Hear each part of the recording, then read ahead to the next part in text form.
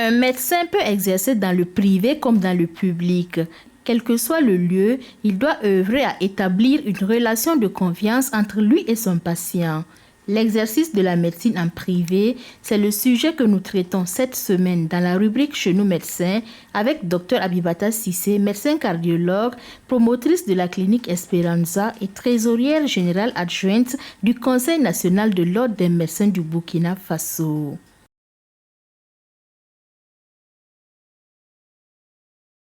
Au Burkina Faso et puis je vais dire partout dans le monde, vous savez, la profession de médecin, c'est une profession libérale. Ça veut dire que nous exerçons un métier qui relève en fait de prestations intellectuelles et conceptuelles.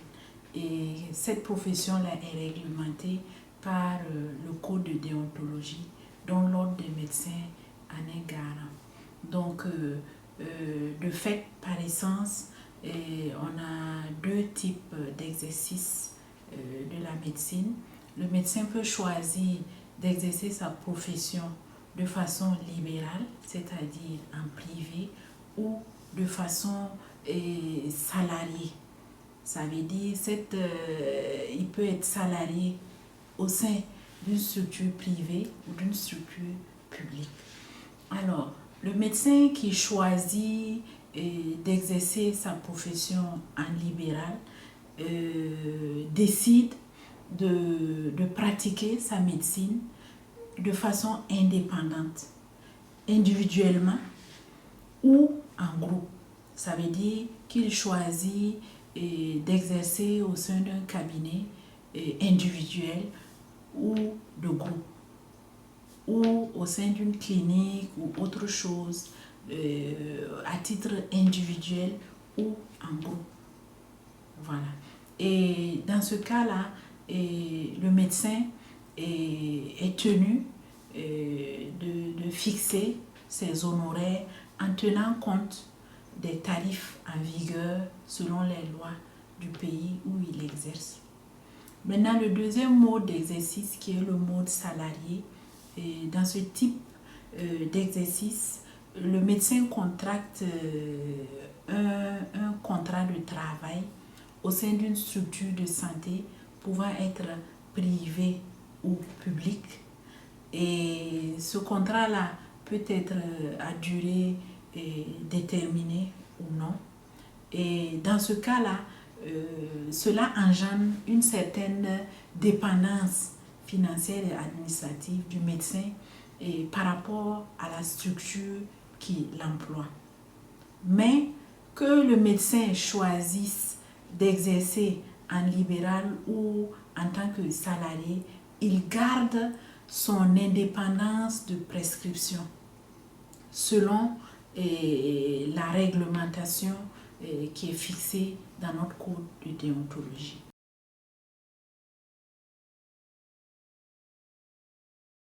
Je pense que je vais plutôt parler des obligations de tout médecin parce que selon les explications que je viens de vous donner, c'est en fait nous sommes astreints aux mêmes obligations que nous soyons libéral ou salariés. Donc ces obligations-là sont bien précisées par notre code de déontologie et quand je peux résumer dans l'obligation que nous avons d'observer les principes de moralité, de probité et de dévouement qui sont indispensables à l'exercice même de notre profession. Maintenant, dans le cas de l'exercice libéral, il y a certaines spécificités qui sont liées, par exemple, on va dire quand un médecin décide d'exercer de façon libérale, il doit avoir une résidence professionnelle unique. Maintenant, il peut être appelé à avoir une résidence secondaire si les besoins dans ses compétences sont insuffisantes dans une certaine localité et que l'ordre estime qu'il peut aller donner, prodiguer des soins à ce niveau et que cela va apporter de la valeur à la population concernée. Maintenant, je peux aussi préciser l'obligation que nous avons quand nous exerçons en profession libérale ou en privé de fixer nos honoraires en tenant compte des tarifs en vigueur selon les lois du pays où nous sommes. Voici un peu quelques obligations, voilà. Mais tous les médecins, que nous soyons libéral ou privé, nous devons respecter, voilà, le code de déontologie qui nous précise comment nous devons exercer notre profession.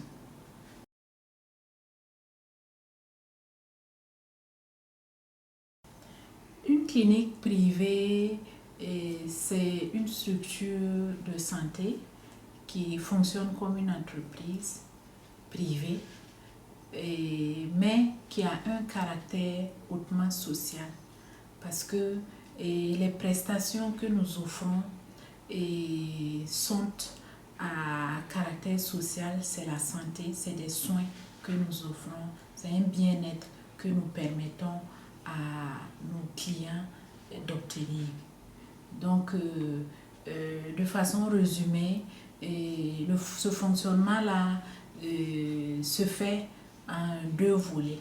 Nous avons le volet médical qui regroupe l'offre de soins médicaux et la qualité et la sécurité des soins que la clinique doit offrir à ses clients.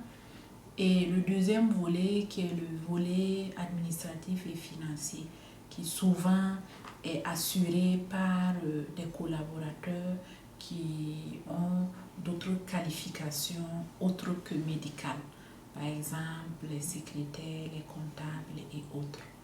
Et ce volet-là, en fait, gère la relation du corps médical avec les clients, avec le ministère de la Santé, avec les banques, les impôts et autres qui sont indispensables au bon fonctionnement et à l'existence même de la clinique.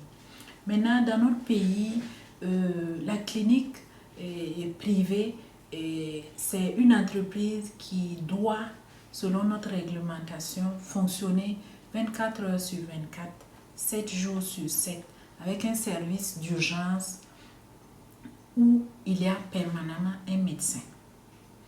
Et aussi, la clinique privée doit avoir au moins 10 lits d'hospitalisation. Voilà en gros ce que je peux dire par rapport au fonctionnement d'une clinique privée.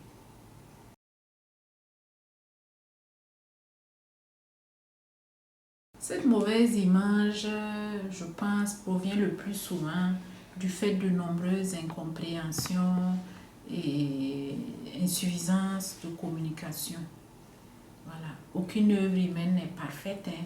Et ce que moi je peux dire, c'est que les promoteurs de cliniques privées, ce sont des Burkinabés qui ont choisi d'investir dans le secteur de la santé pour accompagner notre gouvernement dans sa mission de promotion de la santé des populations.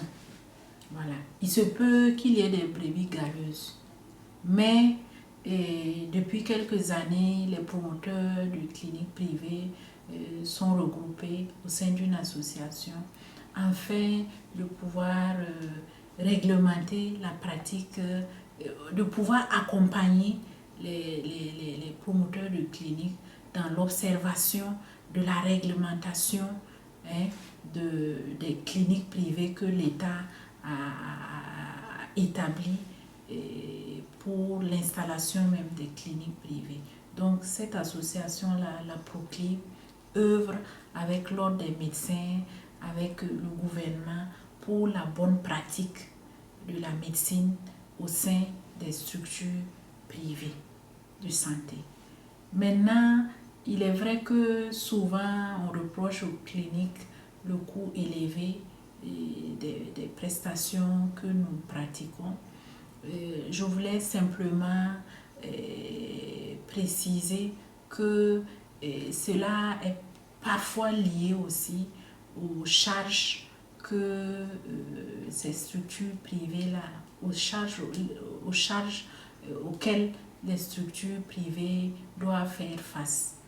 Et donc, malheureusement, nous n'avons pas de subvention ni de fonds d'appui, ni certaines facilités en ce qui concerne nos charges en électricité, en eau, ou même on n'a pas un traitement spécifique de nos impôts, si bien que nous sommes obligés de pratiquer certains tarifs pour pouvoir faire face à ces charges-là. Voilà. Mais nous espérons vivement que avec l'assurance maladie universelle, voilà, cela puisse améliorer le pouvoir d'achat des populations afin de pouvoir faire face à leurs dépenses de santé.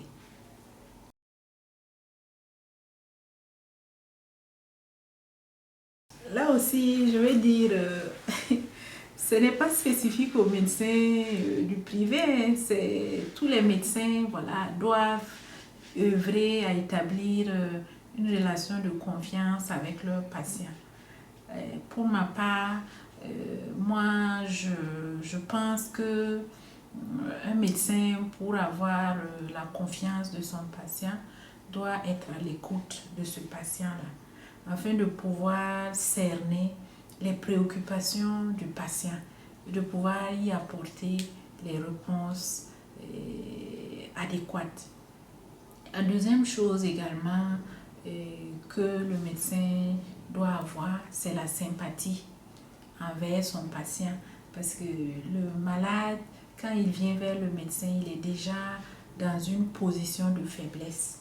Donc, le médecin, avec la sympathie, va permettre au malade d'être à l'aise, d'être rassuré et de pouvoir vraiment adhérer aux différentes mesures thérapeutiques que le médecin va lui proposer. Et je pense aussi, et je pense que cela aussi est important, c'est le savoir-faire, les qualités techniques aussi du médecin qui vont lui permettre de poser un diagnostic correct et d'apporter un traitement qui va soulager le malade. Mais je pense aussi que c'est très important parce que souvent, on nous le dit hein, en rigolant, votre serment d'Hippocrate et tout ça, en voulant mettre en cause en fait notre sincérité. Mais je pense que le médecin, il doit être sincère avec son malade. Mais cette sincérité-là doit être bienveillante. Qu'est-ce que je veux dire par là? Il y a certaines vérités qu'il faut dire au malade en prenant le soin de ne pas le blesser, de ne pas l'humilier et de ne pas l'effrayer. Sinon, en tout cas, nous, médecins, nous sommes sincères, mais nous devons justement accompagner cette sincérité-là d'une bienveillance. C'est pour ça, par moment, vous verrez qu'on vous annoncera certaines nouvelles qui ne sont pas bonnes, mais avec beaucoup de diplomatie, beaucoup de tact, pour que le malade accepte sa maladie et qu'il adhère aux propositions de soins qu'on peut lui apporter.